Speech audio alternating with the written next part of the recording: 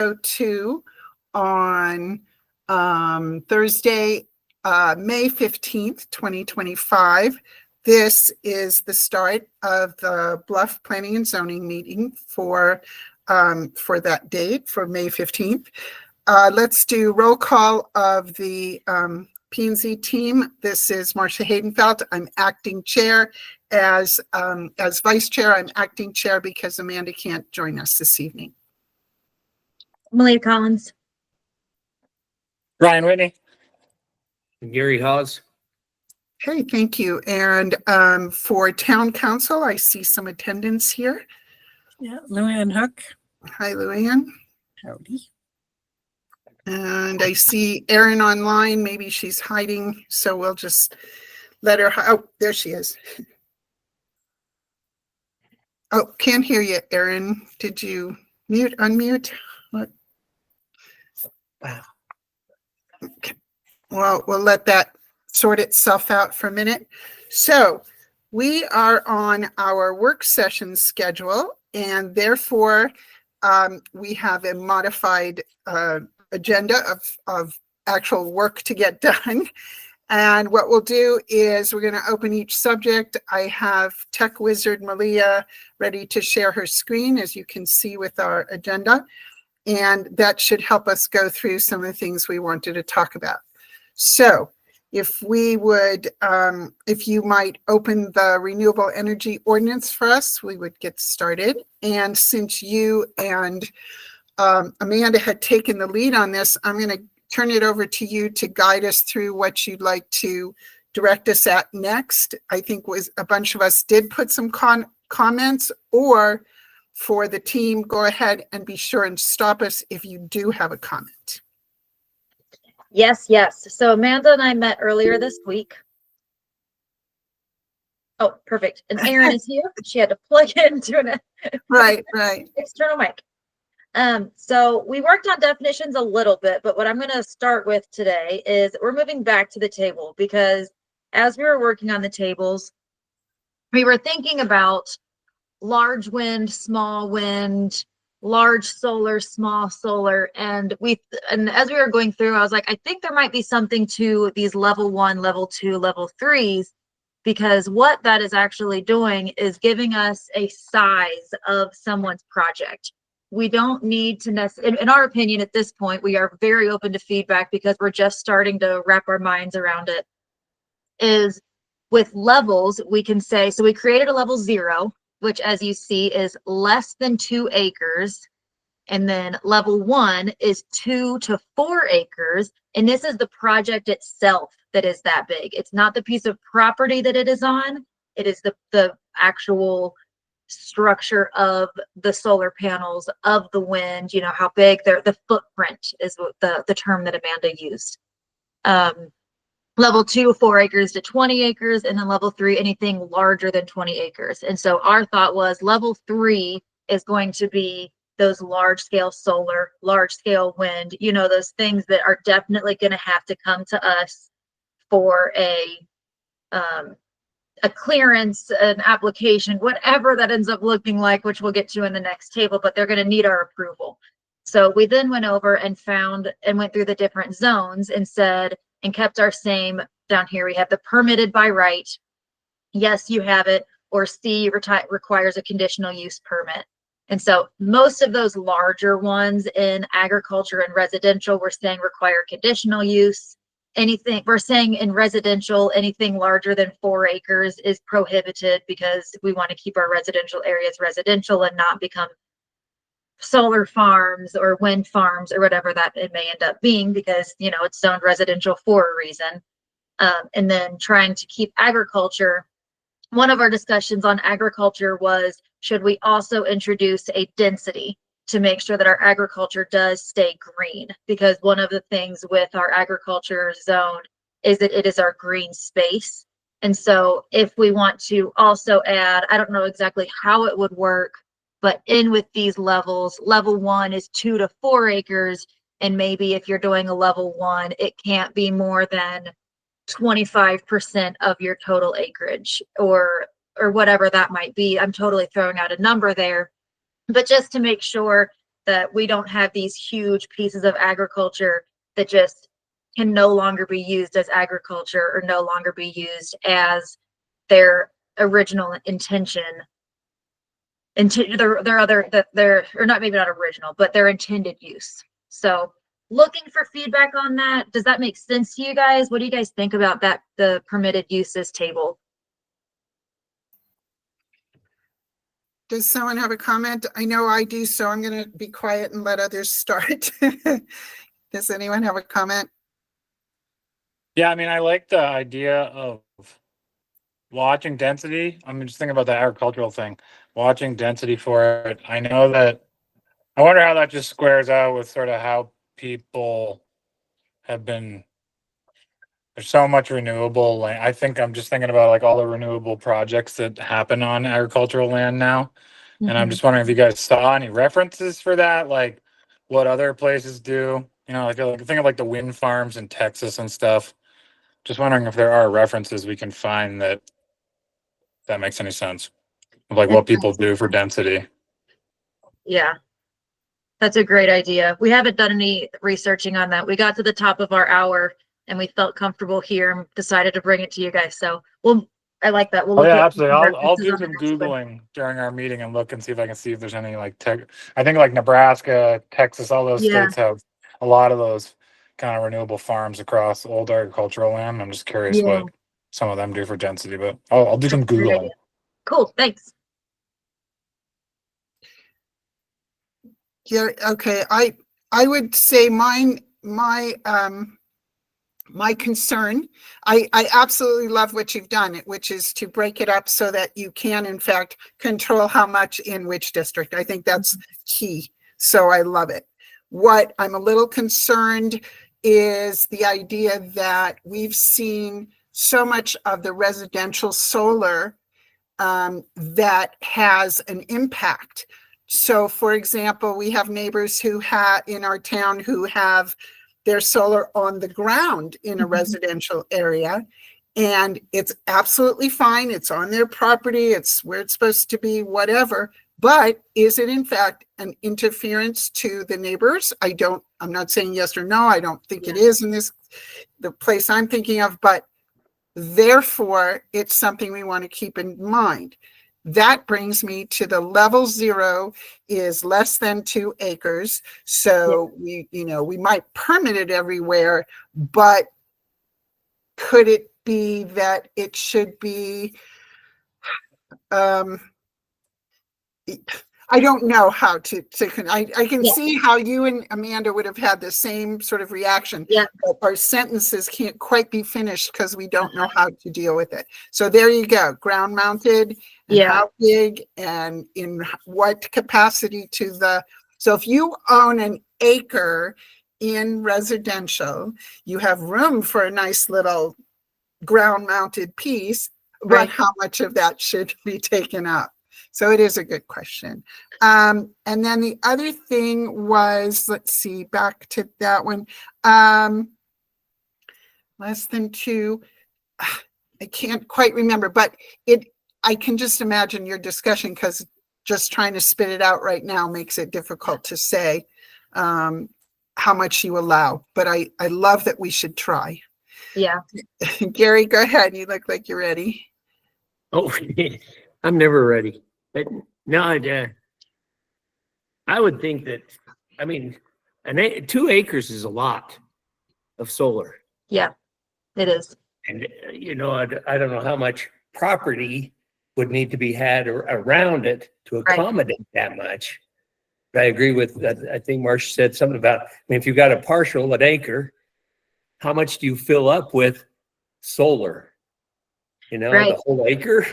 Because you're allotted it or what? And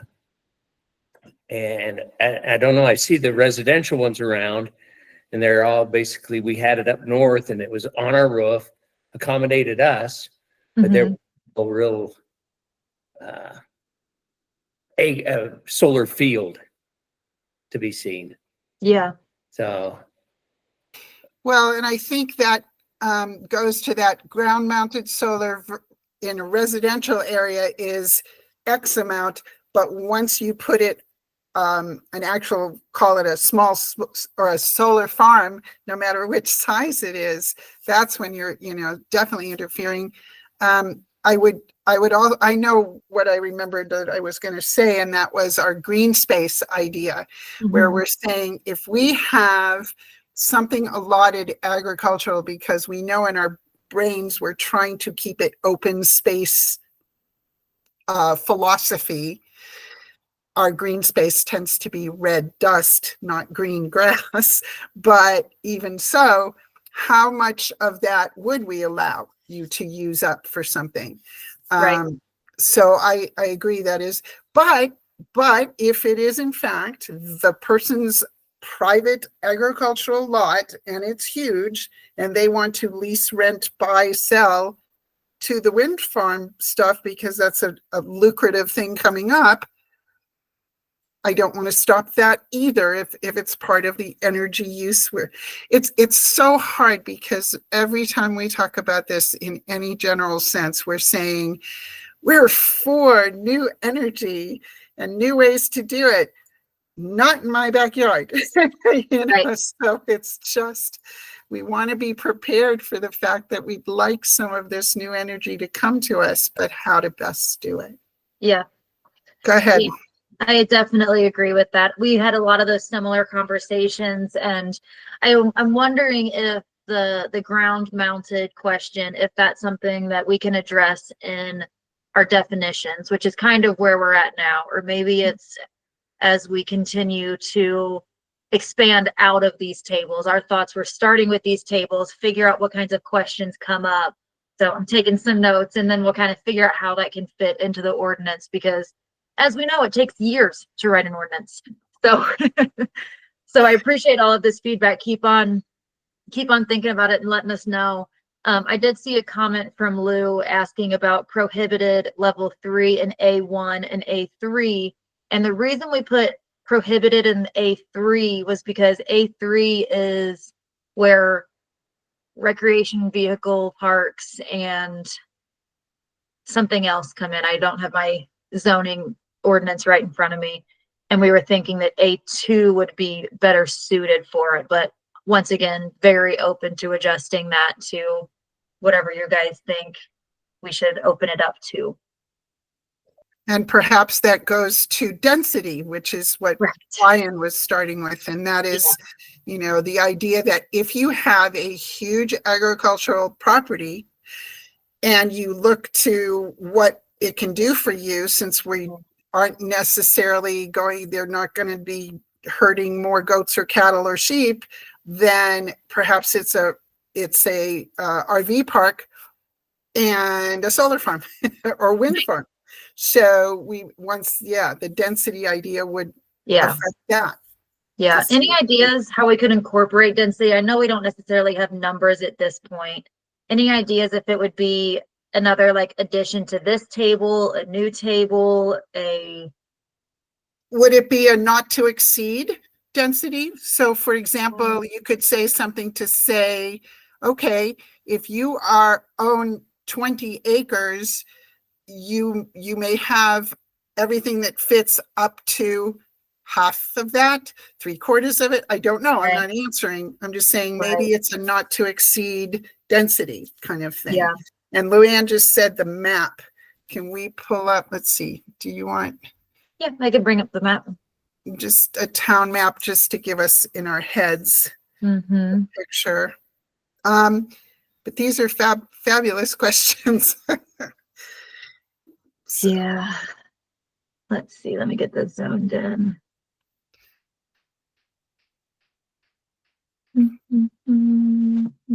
Just maybe the whole town one, and that way we could say which ones, Oh, okay. just for a general overview. We're not going to get specific, but I mean, I can think of properties going, particularly as we know, out to the ends of our town, that are properties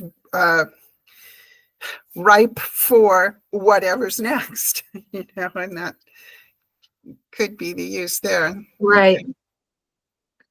So agricultural are the kind of greenish. There we go. All right. Here's our map real quick. Here's our agriculture. It's mostly that A3 you were saying, yeah, 2 allows more, A2, yeah. So see, right in the middle with the residential yellow, you would want to protect the smaller lot stuff because, and frankly, that's most likely, as Gary mentioned, going to be rooftop, et cetera. So it wouldn't be quite as impactful. But then purple and commercial, some of those areas. Mm-hmm. I Yeah. guess. Something to keep in mind. Lou, you It have your is. hand raised. If acting chair is okay with it. Go ahead, Liz. Yeah, I just wanted to say, as far as in the residential zones and whatnot, at least up till now, when you put in solar, it goes against what you use. So like you can't put in more than what you use. So Right. that Okay. limits it to what a house. So you're not going to have somebody put a house in and then put 10 acres of solar just to be able to sell it To to run the the power house. company. Right Okay. now, I mean, Right. that could change, but that's how it is now. You have to show that you're using what you put up. Good. Thank you, Luann. That does make sense. Is that according to Rocky Mountain Power? They only allow you to put in as much as you're using? Mm-hmm. Okay, Yep. so maybe if somebody had a battery bank or something and they were going off grid, it wouldn't be something that Rocky Mountain could regulate. No, does but they Rocky wouldn't have- Mountain- unless they were going to sell it from their batteries, Yeah, it Still pretty would be limited. more of a moneymaker thing. If they had the extra space and wanted to produce some extra cash, they could sell all that power back in. But at this point, you can't do it that way. is Rocky Mountain not doing any sort of buyback program right now? They do, but you can't. Yeah, we should research it more. But that's when we were working on our project. That was what you were limited to, is what you use. Thanks for the update, Lou, and that does that's make great. sense. That helps size things out. Well, let's Yeah. get back to our chart and see if people put in a couple of comments already on the side and or what else you'd like us to aim at.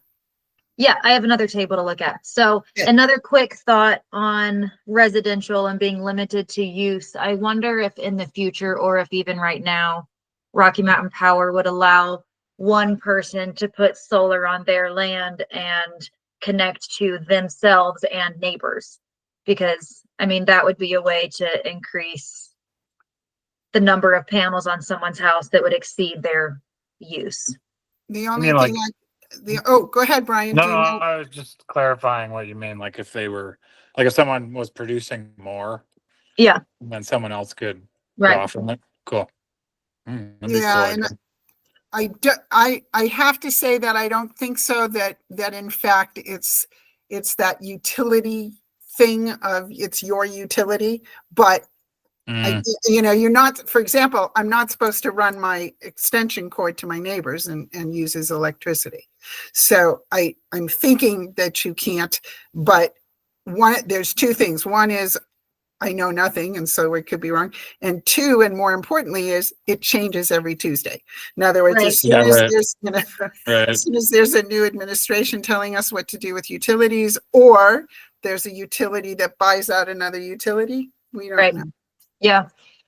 Just a thought. I wonder if that would be something in the future, because that would be something we might want to account for now, but Those are those That's- wonderful little village power centers, so that they do in fact put in, sort of mini solar farms, and those Mhm. solar farms are to power X, Yeah. and gives, and I don't know enough about those specifications either, but when we form our Bluff commune,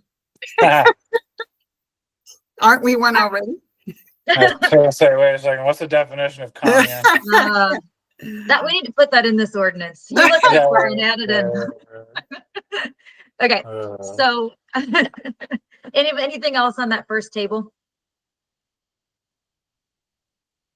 Okay, I'm going to move on to table 2, documentation. So basically what our thoughts for this one is, how are we going to, what are we going to require people to turn into us?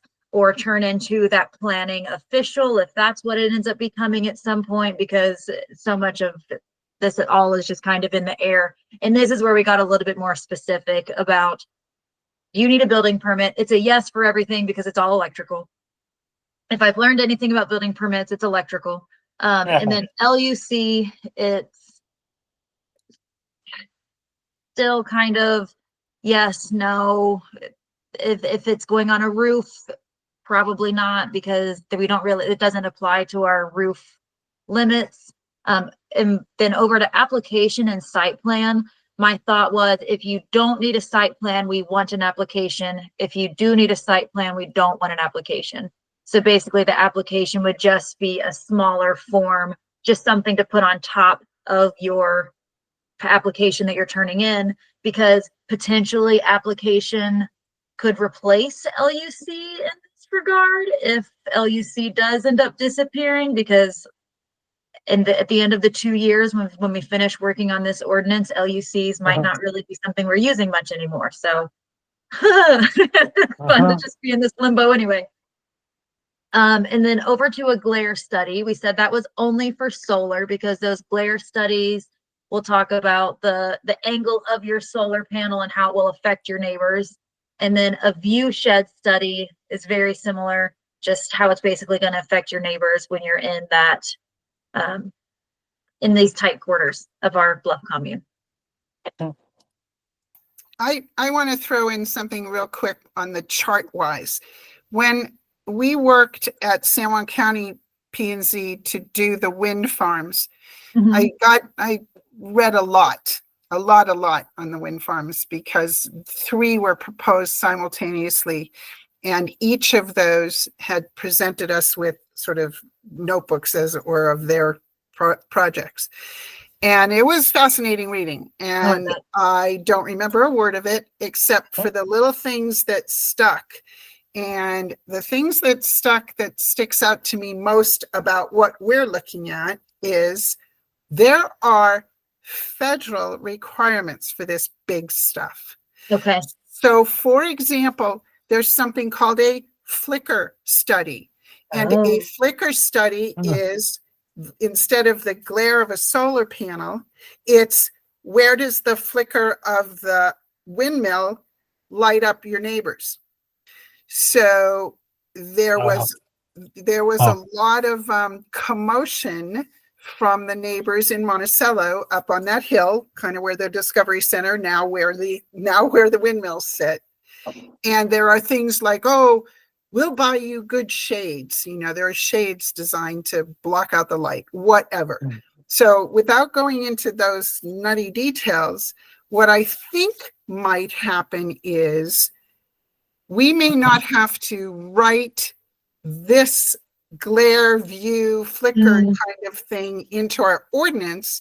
What we have to say, I believe, is you must meet all federal and state regulations. And the federal will take us through most of these requirements, none of which you can do. You can't, most of these big ones are outfitted by grants, funds, companies, and the big guys. And they can't do anything until they've met all these things. Our question becomes, do we need some of that on the smaller stuff? And yeah, maybe we do need to be careful that your small roof mounted or ground mounted stuff in your neighborhood isn't in your neighbor's window. But I don't know where, I think that too would become a where we cut it off and where we add it. And I'm sort of babbling once again of, I don't know what the answers to these things are. I just know those are some of the questions. I like it. I think those are some really great points. I'm glad you have such a good history in the wind. The wind I've got, and by the way, solar was proposed at the time, but no one ever brought it forward. They just were, you know, so. Below the Monticello Airport on the eastern side of the highway, there was supposed to be wind and solar. So that was, the proposal at the time was the wind with drawings of what would happen if the solar came or something like that. I don't remember the specific timing, but it was If the sun was shining at the same time the wind was blowing, could you imagine? the town would just take off. Anyway, I just think we may need just something as simple as you must meet all federal requirements for health and safety. And it included a bird study. It included, the flicker or the sound or the noise or, Yeah. I think it'd make our job easier too. To just put it on the feds. Right. Guidelines. it was kind of a So- sign-off sheet, yes, I've completed this study, this study, this study. Here it is. That would be on the application. Perfect. So it's not necessarily in this, it's on the application. Oh. So we did actually break it out. We have level 0 ground mounted solar, level 0. So to make it a little bit easier for documentation, and then level 1, 2, and 3. And levels, sorry. Levels Yeah. 1, 2, and 3 with the size, because at that point, once it starts to get that large, it doesn't matter what it is. We want a certain type of documentation. Yeah, definitely. No, that's cool. That is exactly what we're saying. Good. And that's about as far as we got. So Okay. So does anyone have more comments specifically? We're coming up on the half hour here. So let's do this. Does anyone have any specific answers for the 2 tables we just talked to? Or have we given Malia some direction of what we've been thinking? Are we good with that? Okay, I'm seeing a nod. The dog. Sorry. I keep forgetting my camera's on even.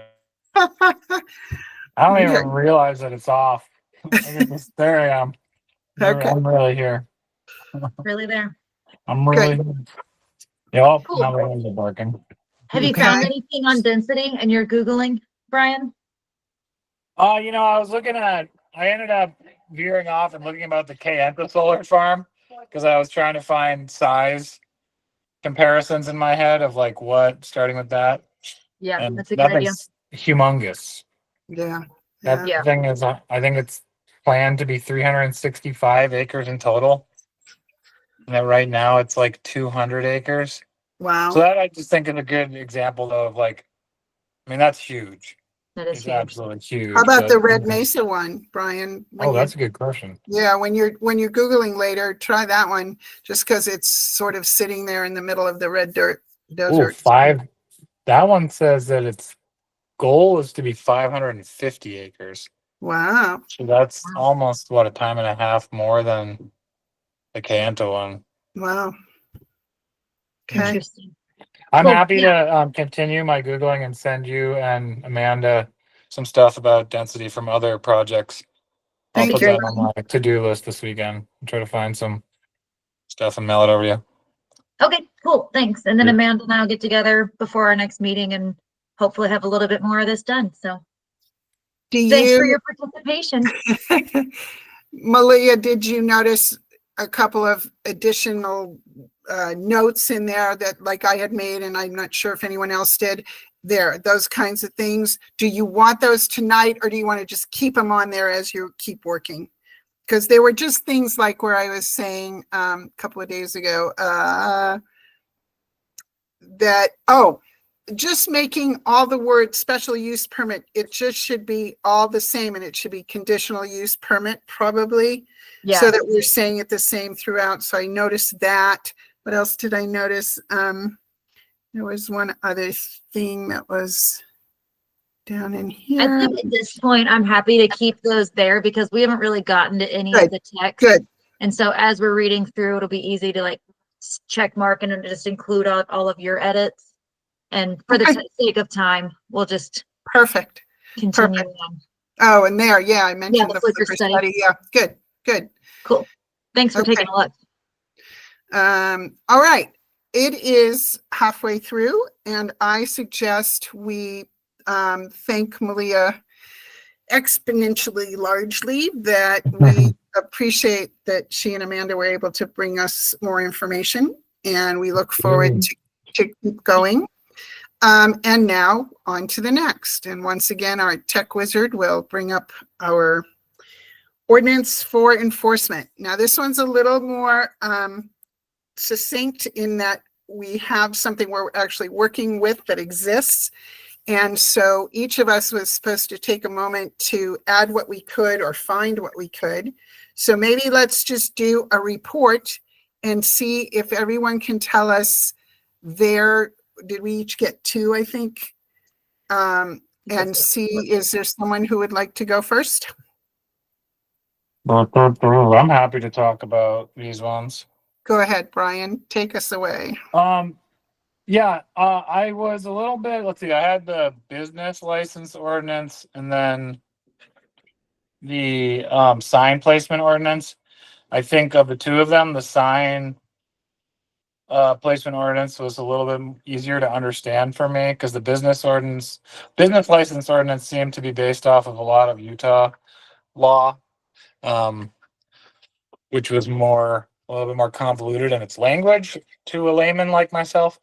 Sign placement, it sounded like we already had we had been talking about that carrot on a stick idea, and that's a pretty recent, as we all know, that's a fairly recent ordinance too.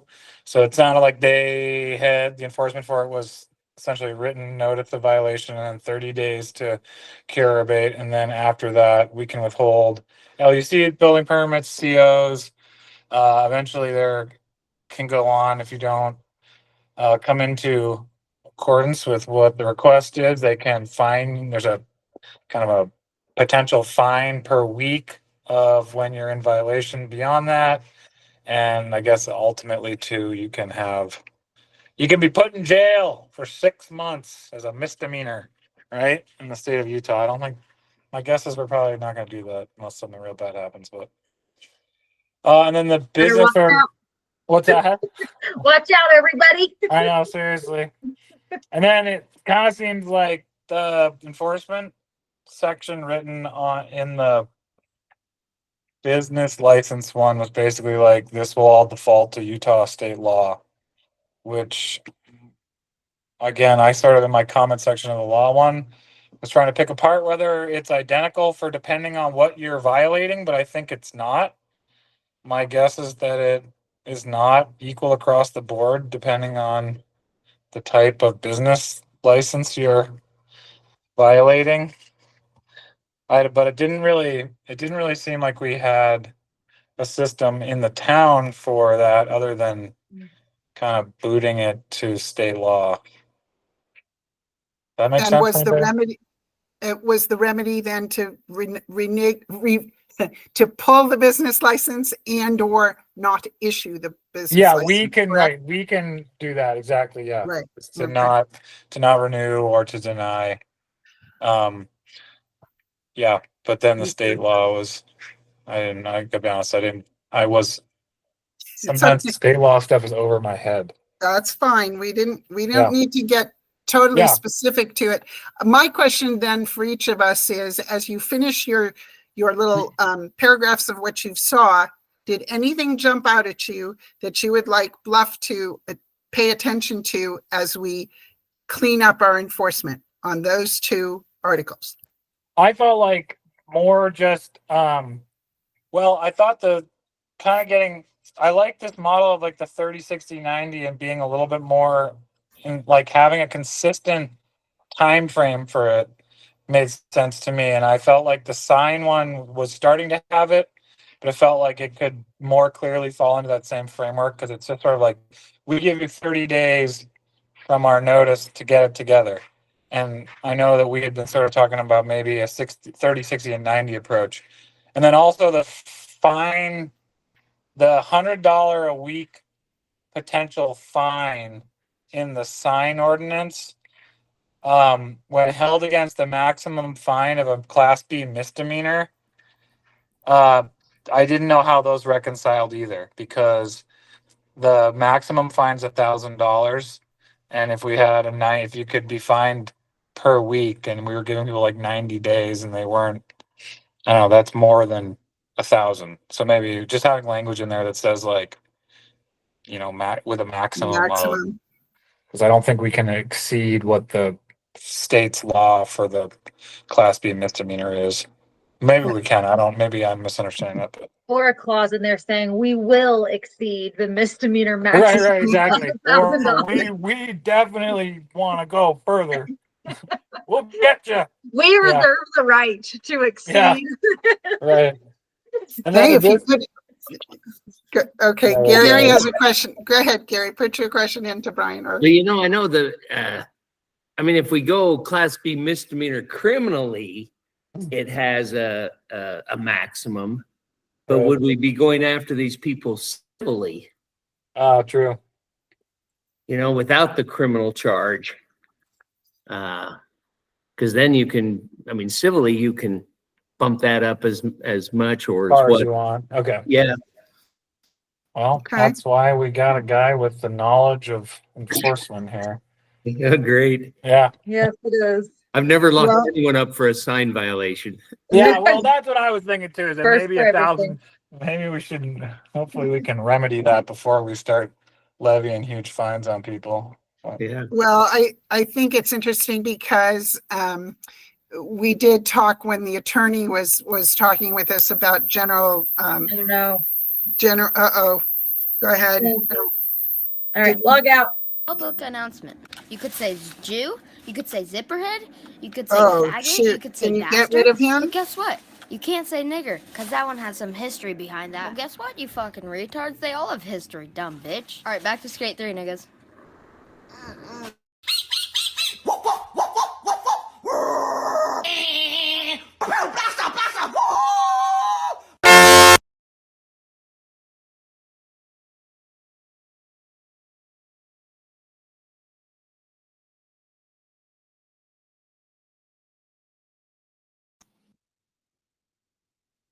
Ah, That was fun. yeah, we've been. Every day when you're walking down the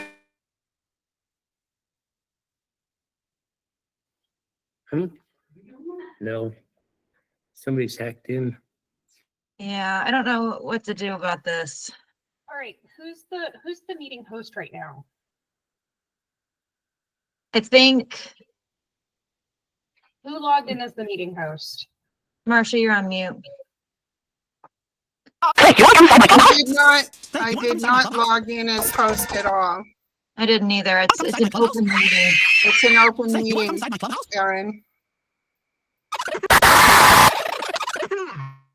Okay, Erin, do I have to call the meeting? Erin, I'm going to call the meeting, okay? Erin, are you there? Erin, you're muted, dear. Erin, you're muted. Oh, thank you. That was, yay, thank you, Craig. That's exactly what I was hoping for. Who has the permissions to set up this meeting? Do you know if it's Amanda or is it I someone think else? it's Amanda. It's certainly not me, and it's not, but this is it's under open meeting. Right. Okay. So, okay. Craig, thanks for your help with that. And then I'll do some digging as to who owns it so we can get that fixed. That is the problem when we leave it open like that. And I really don't want that in the future, but we're also, so. Craig, Right. Mhm. Craig, how'd you kick them out?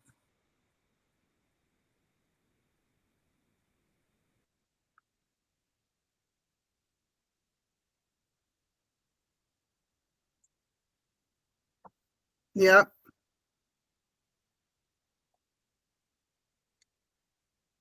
Oh, yeah. Yep. Yep, I see it. Thank you. That is the other interesting thing. It seems like all of us have the ability to to remove people, which probably is not a good thing either. So thanks for your help, Craig. Okay, that was exciting and obnoxious, and I suggest we continue. If it happens again, I'm going to just call the meeting adjourned because we don't have any public waiting for us to do decisions tonight. And that way, Aaron and Craig can sort of work on the next phase of what we do, just so we don't have to spend more time. However, for the moment, let's do this. Brian, thank you for presenting yours. Does someone else want to present? And maybe we can get through the last couple of things so that at least we have the discussions going in our head. I Surely. can present. Oh, go ahead, Gary. No. Mine was the aviation thing. And we just did the aviation, y'all did the aviation ordinance, just 2 years ago. And it pretty well sums it up in there in the enforcement on the 680-10 as to what they're doing, how the permits they would need and to continue. So I don't know if there's anything more I can add to that than that. Okay. Some of the more current ones are good that way, Gary. You're right. It's, I like that. but we may learn some things as we do this to go back to some of them and fix too. Great. And my other one was I think it was the RV one, or it was the one that was taken off. So I Oh, only had- lucky I you. only had one. Yep, I lucked out. Nice. Beginner's luck. The Okay. idling ordinance. Yeah, that's right. We have a couple we've set aside. Okay. Guys, he had the off-street parking. Oh, that's okay. Okay. All right. Which has also been taken off. Yeah, So that- we're good. Okay. Okay. So Gary, you're just saying at the moment, you don't see anything sticking out in the aviation one. And it will be interesting because the only thing I can think of is whether the new airport overlay system tells us anything different about use in the aviation ordinance that we have. So that may bring up a couple new things later. Okay. Cool. Great. Go for it, Malia. All right. So I had, what do I have? The exterior lighting. I'll start with that one. So I kind of broke mine into 30 days. We just give them a notice of violation and give them a chance to remedy it. At 60 days, we could potentially do fines per light or per building. And whatever that may be, X number of dollars per light or per building, that it is still in violation unless they can show, I said 60-day fines and 90-day withholdings may be waived for an additional 30 days if we can show proof of them coming into compliance, a receipt, and they're waiting for it to arrive, or they've received a bid for the lights to come in, or a bid for someone to do the work, because I know that things don't just happen in 30 days. And then 90 days and beyond, current code threatens to withhold the LUC and a building permit, and would we potentially also withhold a business license if within 90 days we still don't have any evidence of people trying to come into compliance? Okay. Does it talk about exists? In other words, the building is already existing. They haven't come into compliance to upgrade their lighting. So we're starting to fine them at 90 days. Is that what I'm It would be at 60 days. So according to what I was thinking, at 30 days, we give them a notice, or we give them a notice, we give them 30 days to remedy it. And then Yeah. I guess another 30 days. So I guess we give them 60 days to remedy it.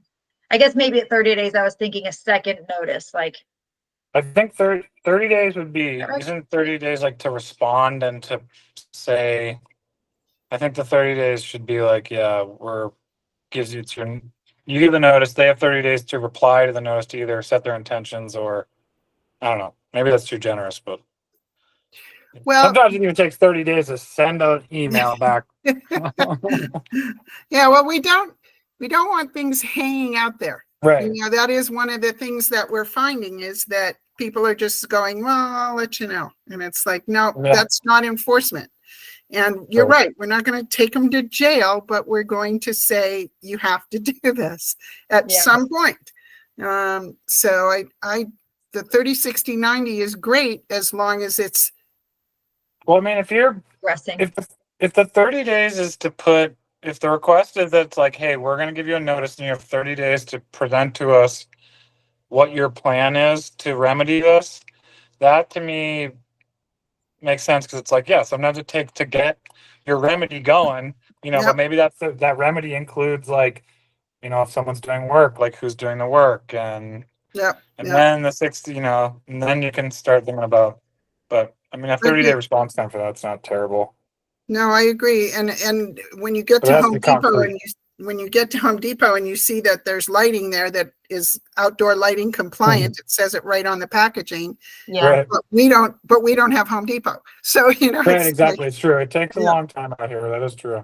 yep. Yeah. So I do like some breakdown. Okay, cool. Okay, keep going, Malia. Sorry. Yeah, no, I appreciate that feedback. So I guess with what I was thinking, 30 days, you wouldn't be getting a notice. You'd be responding to your notice. So then I wonder if I should change mine up to, I don't know.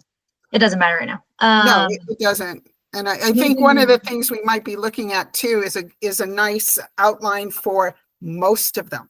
So Yeah. we can say 30 days gives you notice for any violation of anything, and then kicks into timing of getting it done.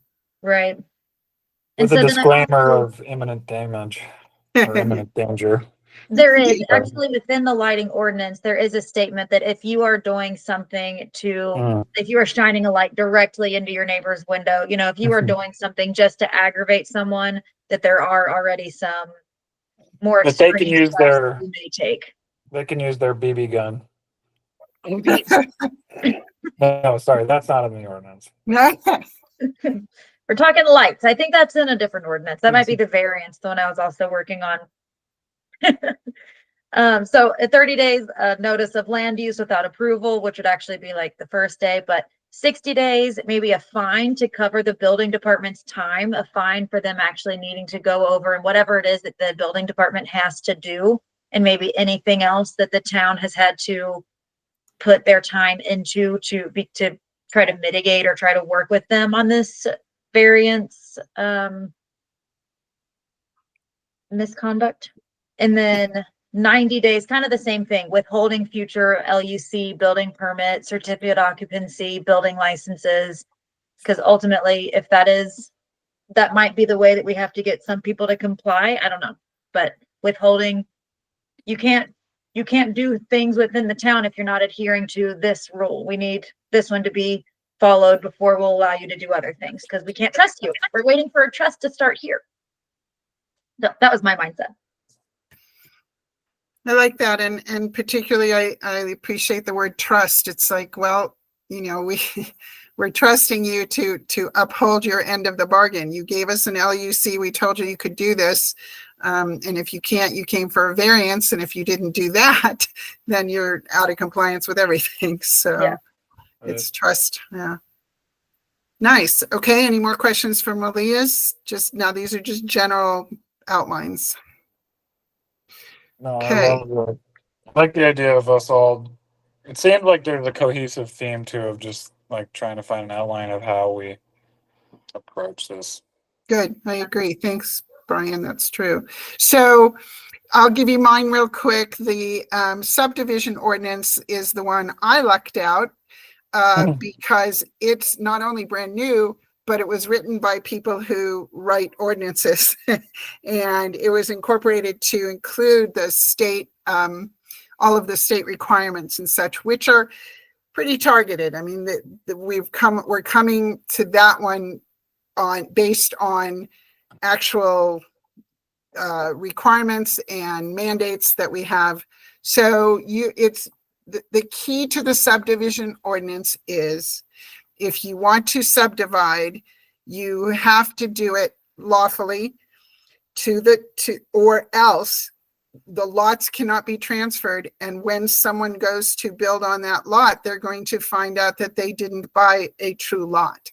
And therefore they're going to not be able to build, because when they come to us and say, or to the building department and say, I'm ready to build my house on this subdivided lot, next to my neighbor, and they go, oh, wait, there's no subdivision here. There's no lines, so let's just, my line on that one is to leave it, because not unlike what Gary said for the aviation, and that is that it's recently written and it's to state code.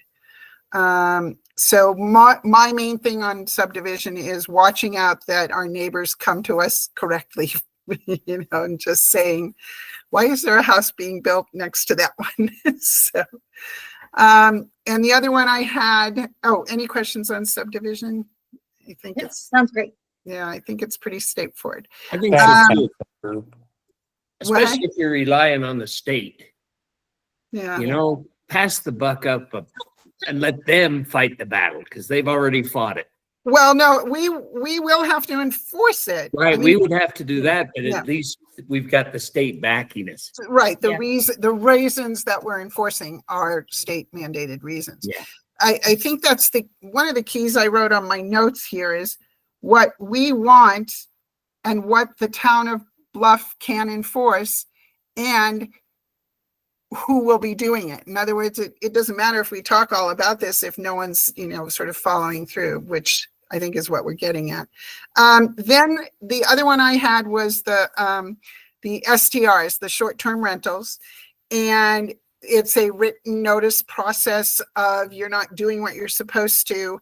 And the bottom line for it is the remedies, if you will, are state business license codes. So you can have your business license pulled, you cannot be issued a license, those kinds of things. So it's very similar to what we were just talking about, that you get notice, you can correct it. And if you can't correct it, we're going to pull your license to have an STR, and you won't be able to rent your place. So it's a little more straightforward. I think pulling or withholding or holding off on permits and licenses is a big one. It's right there. It's in your face. It's like, you asked me if you could do this. We told you how to do it and you didn't. Therefore, the answer is no, you can't have your permit. So I think that's true for many of these things. Some of them that aren't will be 30, 60, 90. That's great. So I really like that we've all been able to sort of, as you mentioned, Brian, discuss it to bring it together. Any other comments on this that you need for continuing, or are we all feeling good? Yes, ma'am. Something I'm curious about. I know that specifically with the short-term rental, Amanda's conversation with Moab was very much kind of like what Brian's statement was with the $100 a week until you come into compliance. I wonder, is that what the state code was saying, or is it something that Town of Bluff could also put in? Okay. We would also have a X number of dollars per week or per night or whatever it is, because with short-term rental, I mean, that's one that could really destroy the town. Right. Well, yeah, if they continue to rent while we're fighting with them, then, Right. We're not fighting, but challenging. Yeah. When we're challenging this and they're continuing to rent it, it's like, oh, wait a minute here. What are we doing? So let me read that part again and let you know whether it's there and I didn't mention it, or if we need to mention it to add to there. Good. Yeah. That's Because good. I know that something that Amanda mentioned with chatting with Moab about it was that so often these big firms would come in, or these big companies would come in, and they look at the ordinance and say, oh, well, we're going to be making so much off of it. We don't mind paying that fine. Right. Something that needs to be something that like compounds on top of itself to ensure that doesn't happen, which feels really extreme. But I mean, if people do, if some of these houses start to go up for sale, there's some pretty nice sized houses here that could go for $100 a night or $100 a week. Doesn't touch any of their earnings. So. Yep. Yeah, that's true. Very good point, Malia. Excellent. I will double check STR fines on my notes and what I missed or we should add or something. And I'll put that on my notes. Good. Thanks. Okay. That was nice. All right. We have, does anyone have any more questions on the general discussions for enforcement, or do we feel like we're closing in on some good ideas? And this may be, in my opinion, a good one to project to the town council planning and zoning work session we might have eventually in some life. In other words, we work really well together when we have a basis of some good ideas of things to do. And this may be a good one for that because they will be enforcing this in some manner. Yeah, I Awesome. feel like it's time to turn it back over to town council and let them take another look at it now that I feel like we've worked it as much as we can. Okay, excellent. Thank you. Thank you everyone for doing that. Okay. Item 3 is items for next agenda. So we know that we have all our normal things back up on our work schedule, and it would be anything like LUCs and anything we get work-wise. What do we want to put back on for discussion, particularly if we're not too busy with LUCs? Do we want renewable energy on there? Yeah, let's put that one back on there. I, speaking as project manager, would like to put a GOEO, our Governor's Office of Economic Development. We're going to need planning and zoning's approval to turn in our annual report. Okay. So we'll have that ready.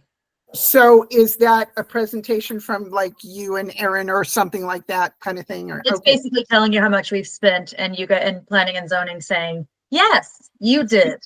Yes, good. We approve or we agree. So yeah. So if we could put that on there, save me a step of filling out an agenda request. No, that's perfect. Thank you.